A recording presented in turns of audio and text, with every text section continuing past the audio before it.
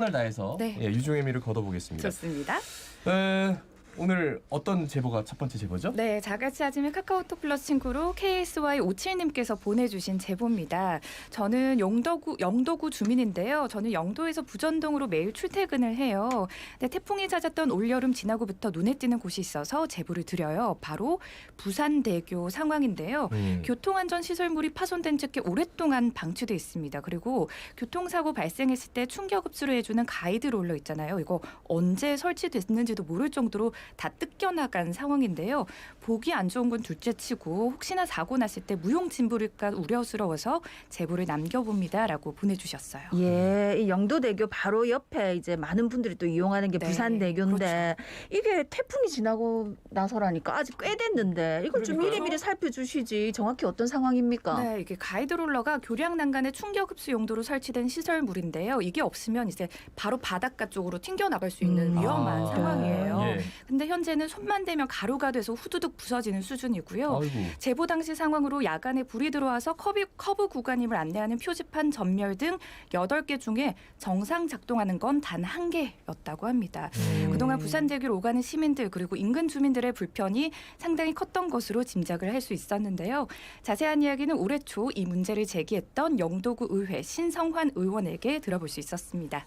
그래 이제 구청에다 얘기를 하니까 구청에서는 이거는 우리 구 소관이 아니다. 부산대교 같은 경우에는 이제 2종 그 시설물이기 때문에 부산시에서 해야 된다라고 하더라고요. 부산시에 공문을 보내서 한번 이 부분에서 이제 정비해달라고 요청을 하자 했더니 부산시에서는 이거는 구에서 하는 게 맞다. 부산시 사무위임조례에 따르면 청소라든지 관리는 구청에서 해야 된다라고 이렇게 나와 있는 부분이 있어요. 그래서 그러면 최초에 이 가이드 롤러를 만들었던 기관이 어딘가를 확인을 해보려 하니 영도구에도 당연히 영도구는 안 만들었으니까 없고 부산시도 우리는 만든 적 없다. 우리 만들 공문에다가 아예 명시를 해서 우리가 만든 적도 없고 우리가 할 수 있는 부분이 아니다. 그럼 누가 만들었어요? 없어요. 우리 정비가 안 된 상태로 계속 있다 보니 그러면 일단 구청에다가 예산 만들어도 이게 반쪽짜리 예산이에요. 매직이군요. 마법의 마법. 저절로 생겼습니다. 네. 뭔 이야! 산다 진짜. 아무도 안 만들었는데 갑자기 거기가 생겼어요. 아이고야. 네. 야, 이거 근데 들어보니까 예산을 확보해서 다행이긴 한데 반쪽짜리 예산이다. 뭐 이게 왜요? 네, 이게 부산대교 중앙 지점에서 구 경계가 나뉘거든요. 그래서 네. 절반은 영도구, 절반은 중구예요. 그래서 지금 보수가 들어가도 영도구 예산이기 때문에 보완 대상은 영도구의 구역까지라서 반쪽짜리 예산이다라고 말을 한 거고요. 그렇기 때문에 중구는 또 못 고쳐요. 그래서 면밀히 협의를 해서 중구 지역 시설물도 보완을 해야 그렇구나. 합니다. 아유, 예전에 우리 왜 뭐 일본 드라마 같은 거에서 이렇게 사람 물에 떠내려가는데 보고 딱 우리 관할 지나는 간사람 딱 본 다음에 뭐 처리한다 이런 관료주의 비판하는 네. 이런 게 회자가 됐었는데 이해는 합니다. 돈이 없어가지고 그러는 거는. 근데 와 이제 제 이야기 해야 되는 좀 제발 좀. 예. 근데 어쨌든 제일 중요한 건 지금 안전의 위협을 받고 있으니까 빨리 보수가 돼야 될 거 아닙니까? 네, 지금 이제. 이게 예. 벌써 올해 초부터 이야기가 나온 거거든요. 근데 지금 지자체 관리 주체를 따지는 데만 수개월을 보낸 상황이에요. 그래서 지금까지도 부산대교 관리 그럼 누가 해요? 라는 부분은 찝찝한 건 마찬가지인데요. 그래도 우선 영도구는 예산을 확보한 만큼 내년 1월 중으로 시설물을 보수하겠다는 입장을 밝혔습니다. 이게 완료가 최종적으로 되는 것은 2월 정도로 예상하고 있더라고요. 영도구청 관계자 이야기 들어보시죠. 그리고 예산 확보는 다 돼 있고 내년 예산 본 예산으로 잡혀 있어서 내년 초에 지금 1월에 지금 발주 예정입니다. 그럼 이제는 영도 교통과에서 요거 보수 보완하는 것 담당을 하시는 거예요? 그게 위에 또 시설물이 여러 가지가 있어가지고 이게 전체적으로 다 한다고는 말씀을 못 드리고 또 시설물마다 또 좀 가가 다 달라요.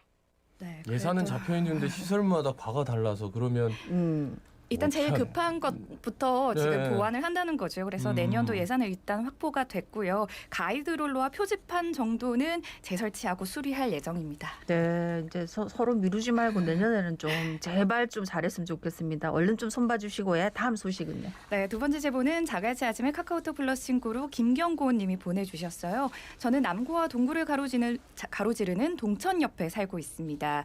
6년 전 처음 여기 이사 와서 동천 오염 실태 보고 자갈치 아침에도 제보도 했었는데요. 작년부터 대규모 공사하는 거 제가 쭉 지켜봤습니다. 그런데 수질 개선을 요원하고 물막이 공사 때부터 덤프트럭 수십 대분의 흙이 강물을 막고 비 오면 다시 틔우고 비가 오면 기름도 둥둥 떠다니고 그렇더라고요. 새까만 강물을 보고 있자니 제 마음도 새까매지는 듯합니다. 지금 동천 수질 개선 사업 어디쯤 와 있는 건가요? 잘 되고 있는 건가요? 라는 제보를 보내주셨어요. 한때 이제 동천 수질 개선 사업 네. 해가지고 뭐 복개천을 걷어내느니 뭐 여러 가지 의견들이 막 나왔는데 네. 또 요즘 잠잠해요. 근데 이제 전면에 내세운 게 해수 도수 사업이잖아요. 그렇습니다. 네. 일단은 바닷물을 끌어와서 동천의 상류에서 흘려보내며 오염된 물이 씻겨 내려가는 그게 주된 원리인데요. 이게 2010년부터 나온 이야기입니다. 근데 또 바닷물 끌어오려면 관 필요하죠. 그 관도 설치했고요. 또 유지하는 데만 매해 또 억 단위의 유지비가 든다고 해요. 근데 또 효과가 미미하다 보니까 바닷물 양 늘리자고 해수도수 사업을 확대한 게 2015년이었고요. 올해 5년째가 되어간 어휴. 상황입니다. 예. 근데 올해 여름에는 또 동천 범람도 있어가지고 그 주변 상인들도 진짜 고생이 많고 맞아요. 했는데 네. 그럼 물이라도 이래 돈 많이 들이가 하고 있으면 맑아지면 좋겠는데 상황이 어떻습니까? 네, 현재 동천 수질 개선 사업 어디까지 진행이 된 건지 부산시 관계자에게 이야기 들어봤습니다. 지금 진행하고 있는 공사는 저희가 지금 해수도수 사업이고요. 동천 수질 개선을 위한 해수도수 사업 북항에 있는 기존에 이제 5만 톤을 저희가 동천에 유지용수 공급을 하고 있었는데 이제 그 수량이 부족하다고 판단이 돼서 저희가 25만 톤으로 이제 20만 톤을 1최대 20만 톤을 이제 증설하는 사업을 진행을 했었거든요. 이제 이번 달에 저희가 공사는 완료가 됐고 그리고 이제 시운전을 통해서 이제 최종적으로 마무리를 이제 공사 이제 준공 절차를 밟아가는 과정입니다. 그 위쪽에서 이제 그렇게 이제 유지용수를 이제 공급을 해주면은 보다 이제 동천 자체가 이제 해수를 끌어서 이제 방류를 하게 되면은 수질 자체가 이제 좀 더 개선이 될 거라고 저희가. 그래요. 저도 동천 그쪽을 좀 지나가다 보면 야 여기 진짜 수질만 깨끗해지면 부산에서는 대표적인 상가고 상권이기 네. 때문에 많은 분들이 찾을 거라는 생각이 들었는데 하여튼 많은 부산 시민들의 염원대로 동천이 좀 하루빨리 깨끗해졌으면 좋겠습니다. 다음 소식 이어갈까요? 네, 다음 소식은 자갈치 아침에 카카오톡 플러스 친구로 익명의 제보자가 보내주신 의견이에요. 저는 고향인 진주를 떠나 부산에서 살고 있는 20대 새내기 직장인입니다. 저는 1인 가구 여성입니다. 혼자 살고 있는데요. 이 조두순 출소라는 이야기가 나오면서 성범죄자 신상 공개에 대한 이런저런 생각을 해보다가 한번 의견을 남겨봅니다. 사실 저도 겁이 나서 성범죄자 알림 이 사이트에 들어가서 살펴봤는데 생각보다 너무 가까운 곳에 이 성범죄자가 살고 있더라고요. 문득 혼자 산다는 게 너무 겁이 났습니다. 그래서 1인 가구 여성들도 우편고지를 해주면 좋을 것 같다라는 생각도 들어서요. 성범죄자 신상 정보에 대한 적극적인 정보 공유가 필요한 게 아닐까요라는 의견을 남겨주셨습니다. 예, 뭐 혼자 사는 여성분, 딸 키우는 분들 불안감에 아마 여기 한번 들어가 보신 분 계실 텐데 근데 이제 신상 정보를 가정의 우편으로 전달하는 범위가 좀 제한적이지 않습니까? 그렇습니다. 인터넷 사이트인 성범죄자 알림 이 사이트 경우에는 이름이랑 주민등록 번호만 있으면 열람이 가능한데요. 우편으로 직접 고지되는 경우는 한정돼 있습니다. 자세한 이야기는 부산시 아동청소년과 박철호 팀장에게 들어보시죠. 성범죄자가 거주하고 있는 지역 읍면동의 아동 청소년 보호 세대와 학교 등의 정보를 제공하는 제도입니다. 아동 청소년 성보호법에 근거해서 아동 청소년 보호 세대, 어린이집, 유치원, 학교, 그리고 학원, 지역 아동센터, 청소년 수련시설 등 행정복지센터 등의 우편으로 송부하게 되겠습니다.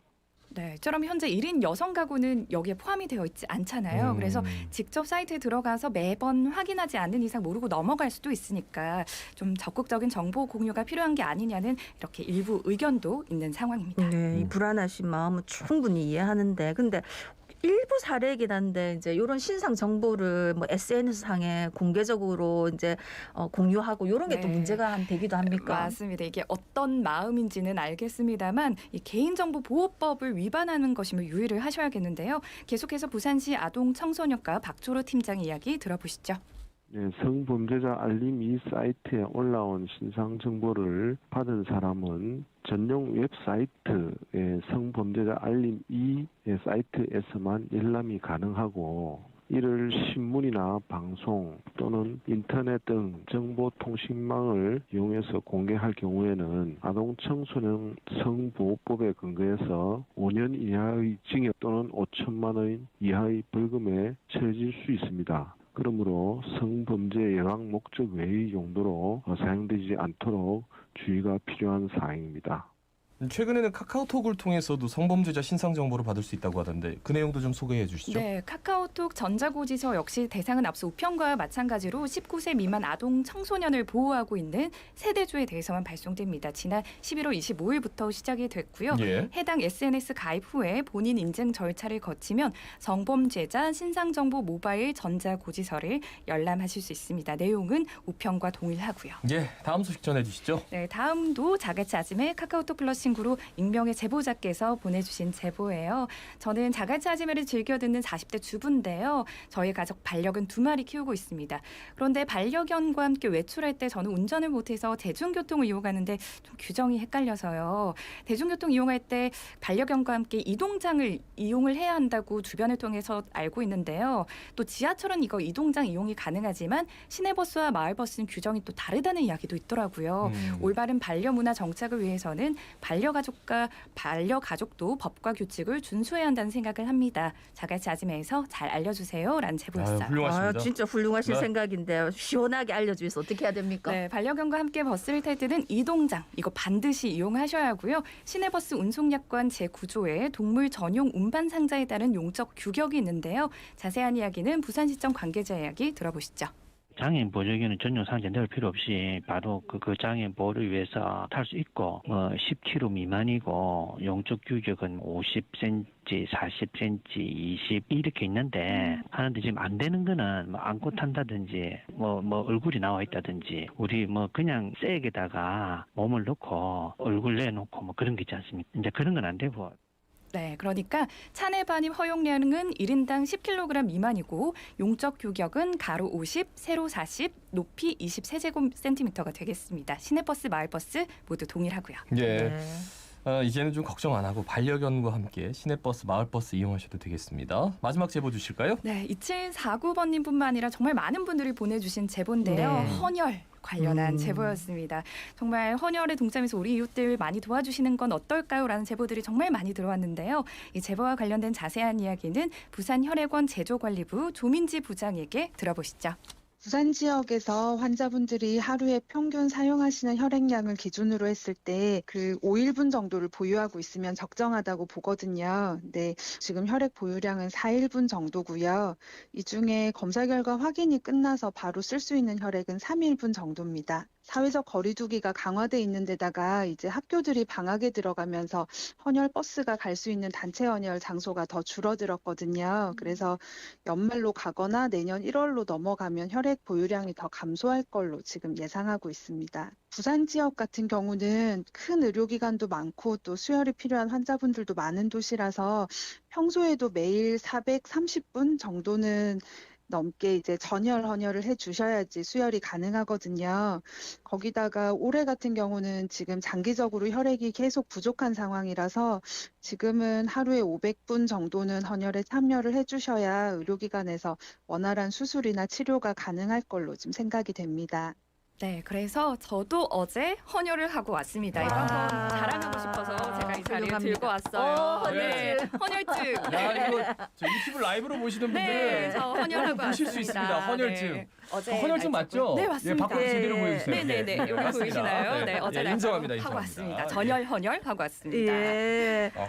아니 그 뭐 헌혈하고 또 뭐 선물도 받으셨다면서요? 네, 화장품 상품권 5,000원짜리 2장을 주더라고요. 원 야, 플러스 원으로. 이게 좋은 일도 네. 하고 선물도 받고 사실 이제 제가 방송 통해서 여러 가지 약속들이 있는데 대부분 다 지켰는데 헌혈 약속을 못 지켰는데 전 지켰습니다. 예 부끄러운 마음으로 꼭 헌혈하도록 하겠습니다. 올해 진짜 봉선 리포터 뜻깊은 연말 마무리했네. 네, 저도 마무리가 너무 좋네요. 오늘 마지막 시간인데 한마디 해주세요. 아, 네. 그 제가 자갈치 아즈메로 참 많은 것들을 배우고 가는데요. 정말 자갈치 아즈메의 존재 가치를 보여준 코너가 아닌가 그런 생각을 합니다. 아, 이런 식으로 자화자찬으로 마무리하는 거예요? 아니 뭐 맞습니다. 아니 뭐 훌륭한 코너긴 한데 본인 네. 입으로 이렇게 하시니까 네. 좀 몸둘 바를 모르겠네요, 네. 제가. 아유, 네. 너무 많은 분들을 만나봤지만 정말 감사했습니다. 예, 그래요. 봉선 리포터 수고하셨고요. 새해 복 많이 받으십시오. 새해 복 많이 새해 복 받으세요. 많이 받으세요. 예. 마침내 해운대 LCT